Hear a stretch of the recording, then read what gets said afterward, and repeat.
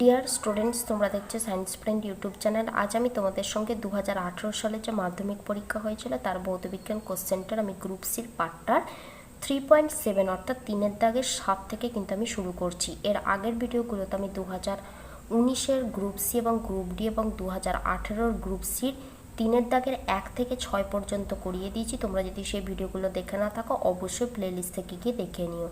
কি বলেছে 3-এর 7-এরটা বলেছে জলীয় কপার সালফেট দ্রবণের মধ্য দিয়ে H2S গ্যাস চালনা করলে কি ঘটে, সমিত রাসায়নিক সমীকরণ সহ লেখো। অর্থাৎ ব্যালেন্স সহ কিন্তু সমীকরণটা লিখতে বলছে।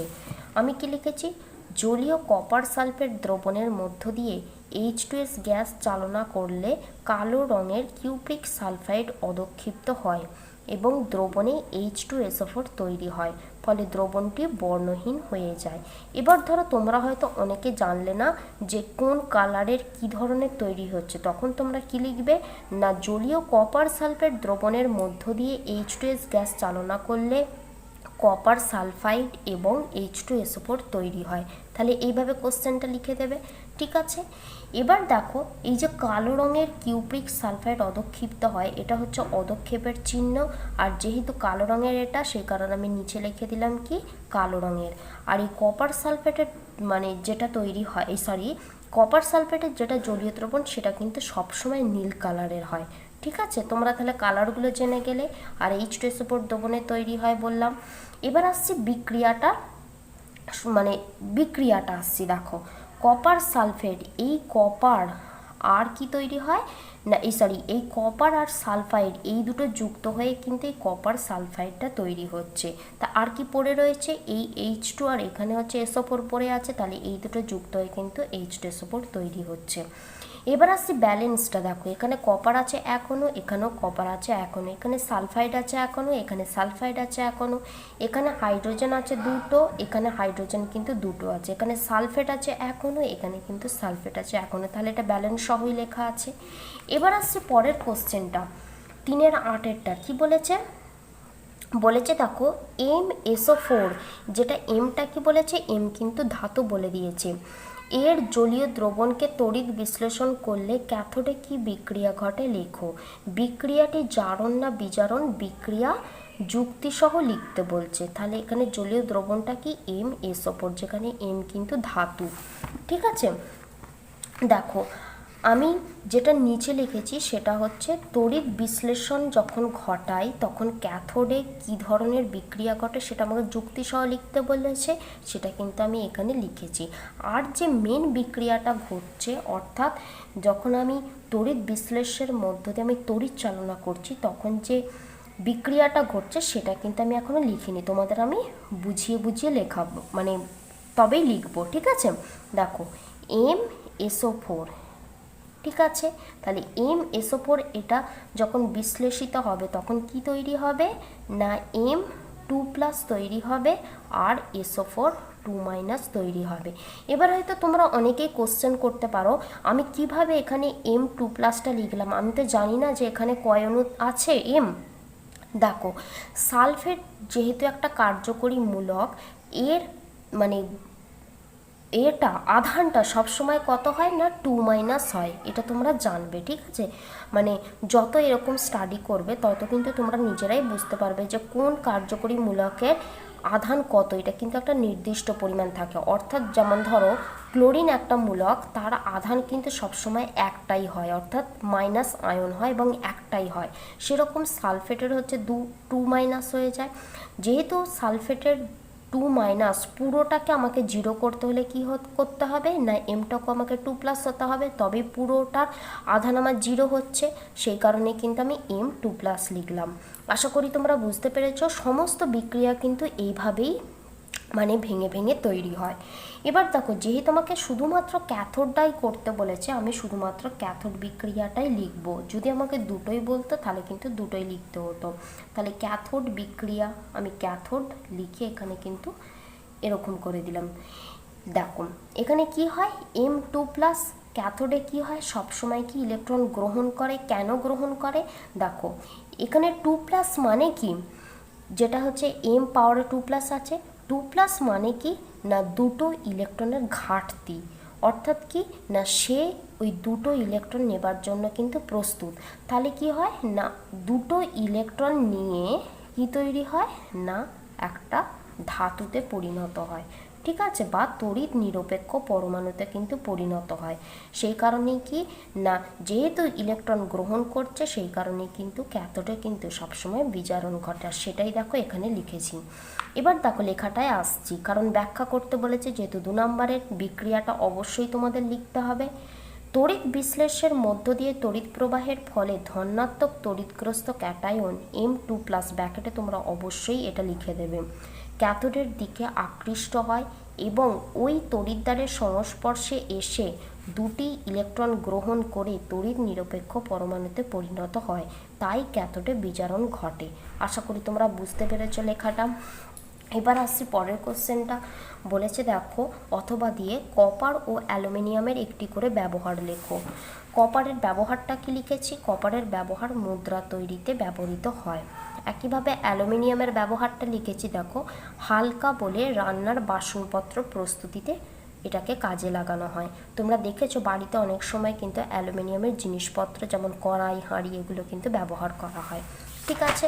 তাহলে বাড়ির জিনিসগুলো দেখেই তোমরা সহজেই লিখে দিতে পারবে যে কোন ধাতুর কোন ব্যবহারটা হচ্ছে, ঠিক আছে। 3-9 বলেছে দেখো ক্লোরিনের সঙ্গে মিথেনের প্রতিস্থাপন বিক্রিয়ার শর্ত কী। বিক্রিয়াটির প্রথম ধাপের রাসায়নিক সমীকরণটি লেখো।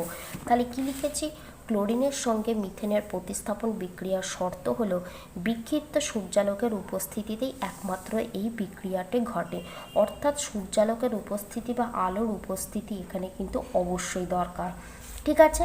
তাহলে এবার বিক্রিয়াটা লিখতে বলেছে এবং প্রথম ধাপেরটাই শুধুমাত্র লিখতে বলেছে, বাকি আর কারণ নয়, ঠিক আছে। তাহলে লিখেছি দেখো বিক্রিয়াটির প্রথম ধাপের রাসায়নিক সমীকরণটি হলো CH4 অর্থাৎ মিথেনের সংকেত যেটা, আর এখানে হচ্ছে ক্লোরিন লিখেছি, তাহলে CH4 + Cl2 অ্যারো চিহ্ন দিয়ে কি হবে না এই যে মিথেনের 4টে হাইড্রোজেন আছে মানে একটা একটা করে প্রতিস্থাপিত হবে, ঠিক আছে। যেই প্রতিস্থাপিত হবে তার জায়গায় কি আসবে একটা একটা করে কিন্তু Cl আসবে, এটাই দেখো লিখেছি না CH4 থেকে একটা হাইড্রোজেন যদি আমি তাড়িয়ে দিই তাহলে কি হয়ে যাবে না CH3 হয়ে যাবে, কিন্তু CH3 তো আমার থাকার কথা নয় কারণ কার্বনের চার্জযোগ্যতা, ঠিক আছে। সেই কারণে কি হয়ে যাবে না এই ক্লোরিন থেকে একটা ক্লোরিন কিন্তু এই দিকে ছুটে আসবে, তাহলে এই CH3-র সঙ্গে একটা Cl যুক্ত হয়ে গিয়ে CH3Cl তৈরি হবে, যার সংকেতটা কি না মিথাইল ক্লোরাইড কিন্তু তৈরি হবে। তাহলে আমার এখানে কি পড়ে রয়েছে এই ক্লোরিন থেকে একটা Cl এইখানে যাচ্ছে আর একটা পড়ে রয়েছে, তাহলে এখানে একটা Cl আর এখান থেকে একটা হাইড্রোজেন যেটা এই মাইনাস হাইড্রোজেন লিখলাম, তাহলে এই হাইড্রোজেন আর এই Cl যুক্ত হয়ে গিয়ে কিন্তু এই Cl তৈরি হয়ে যাবে। আশা করি তোমরা বুঝতে পেরেছো প্রথম ধাপের বিক্রিয়াটা। তোমরা যখনই তোমরা বিক্রিয়া পড়বে ঠিক এইভাবে পড়বে, তাহলে কিন্তু সারা জীবন মনে থাকবে। এবার আসছে অথবার কোশ্চেনটা, দেখো কি বলেছে, বলেছে দেখো ইথানলের সঙ্গে ধাতব সোডিয়ামের বিক্রিয়ায় কি ঘটে রাসায়নিক সমীকরণ সহ লিখতে বলেছে। কি লিখেছি, ইথানলের সঙ্গে ধাতব সোডিয়ামের বিক্রিয়ায় সোডিয়াম ইথক্সাইড ও হাইড্রোজেন তৈরি হয়, ঠিক আছে। তাহলে দেখো কি লিখেছি না ইথানল, এটা হচ্ছে ইথানলের সংকেত, তার সঙ্গে সোডিয়াম বিক্রিয়া করে কি তৈরি হচ্ছে না সোডিয়াম ইথক্সাইডটা তৈরি হচ্ছে, আর কি তৈরি হচ্ছে না হাইড্রোজেন তৈরি হচ্ছে, ঠিক আছে। এবার ধরো তোমরা হয়তো অনেকে প্রথমে বুঝতে পারলে না, অনেক দিন হয়তো আগে পড়েছো কিন্তু মনে পড়ছে না, তখন তোমরা কিভাবে লিখবে না তখন তোমরা লিখবে দেখো ইথানলের সঙ্গে ধাতব সোডিয়ামের বিক্রিয়ায় এই পর্যন্ত লিখে প্রথম বিক্রিয়াটা লিখবে, মানে এইটুকু লাইনটা লিখবে। লেখার পর তোমরা তখন নিশ্চয়ই বাকিগুলো মনে পড়ে যাবে, তখন বাকিগুলো মনে পড়ার পর তখন কিন্তু এই নামগুলো এইখানে লিখে দেবে কি কি তৈরি হচ্ছে। আশা করি তোমরা বুঝতে পেরেছো, এই শর্ট ট্রিক্সটা মাঝে মানে অনেক সময় কিন্তু কাজে লাগে। এবার আসছি বিক্রিয়াটা সম্পর্কে, দেখো বিক্রিয়াটা সম্পর্কে কি না কিভাবে বিক্রিয়াটা ঘটছে। দেখো এইটা কি বললাম না ইথানল, নিচে লিখে দেবে ইথানল আর এখানে হচ্ছে সোডিয়াম লিখে দেবে, আমি লিখিনি তোমরা কিন্তু লিখে দেবে অবশ্যই। তাহলে ইথানলের যে অক্সিজেনের সঙ্গে যে হাইড্রোজেনটা যুক্ত হয়েছে সেই হাইড্রোজেনটা কি দ্বারা প্রতিস্থাপিত হবে, এখানে যে ধাতু বা সোডিয়াম আছে সেইটা দ্বারা কিন্তু প্রতিস্থাপিত হবে। আর এইখানে কি তৈরি হয়ে যাবে না, হাইড্রোজেনটা বেরিয়ে চলে আসবে, তার জায়গায় সোডিয়াম আসবে, আর সেটাই দেখো এইখানে লিখেছি। সব এক আছে, শুধুমাত্র হাইড্রোজেনটার জায়গায় এনে চলে আসছে, যার সংকেতটা কি না সোডিয়াম ইথক্সাইড। আর যেহেতু এই হাইড্রোজেনটা বাইরে পড়ে রয়েছে সেই কারণে কিন্তু আমি হাইড্রোজেন লিখে দিলাম তার সঙ্গে। এবার দেখো ব্যালেন্সটা কি না, এখানে দেখো হাইড্রোজেন আছে একটা, কিন্তু আমার এখানে হাইড্রোজেন তৈরি হচ্ছে 2 পরমাণু, সেই কারণে কি না এখানে কিন্তু আমাকে 2 করতে হলো। ঠিক আছে, এবার দেখো এখানে যেহেতু আমাকে 2 করলাম, তার মানে কি করতে হবে, এই যে এখানে অ্যালকিল গ্রুপটা আছে সেই জায়গাটাতে আমাকে 2 করতে হবে, সেই কারণে আমি 2 করে দিলাম। এখানে যেহেতু সোডিয়ামটা 2 অণু হয়ে যাচ্ছে, তার মানে সোডিয়ামের জায়গাও আমাকে 2 অণু করতে হবে, সেই কারণে কিন্তু আমি এখানে 2 করে দিলাম। তাহলে এটাই হচ্ছে না পুরো ব্যালেন্স সহ বিক্রিয়াটা। এবার আসছি ইথাইল অ্যালকোহলের রাসায়নিক এই সংকেতটা আমি কীভাবে তৈরি করলাম। দেখো ইথাইল অ্যালকোহলটা কি না, অ্যালকোহলের একটা কার্যকরী মূলক আছে যার সংকেতটা কিন্তু OH। অ্যালকিল গ্রুপের সঙ্গে সবসময় কিন্তু এই OHটা এক বন্ধন দ্বারা যুক্ত হয়। ঠিক আছে, এটা হচ্ছে বন্ধনের সংকেত, এই চিহ্ন। ঠিক আছে, তাহলে দেখো এই অক্সিজেনের সঙ্গে একটা হাইড্রোজেন কিন্তু আমার যুক্ত হয়ে কার্যকরীমূলক, যেটা হচ্ছে অ্যালকোহল বা অল দ্বারা চিহ্নিত করা হয়, অল। ঠিক আছে, সেই অলটা কিন্তু অ্যালকোহলের সংকেতকে বোঝায়।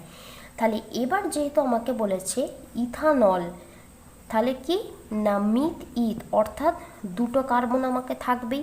ঠিক আছে, এবার দেখো যে প্রথম কার্বনটার সঙ্গে আমাকে H3 করতে হবে। কেন করতে হবে, কারণ আমি বলেছি কার্বনের সঙ্গে সবসময় 4টে হাত থাকে, অর্থাৎ কার্বনের যোজ্যতা 4, তার মধ্যে একটা বন্ধন তৈরি হয়ে যাচ্ছে, তার মানে পড়ে থাকবে আর 3টে, সেই কারণে কিন্তু 3টে হাইড্রোজেন আমার যুক্ত হয়ে গেল।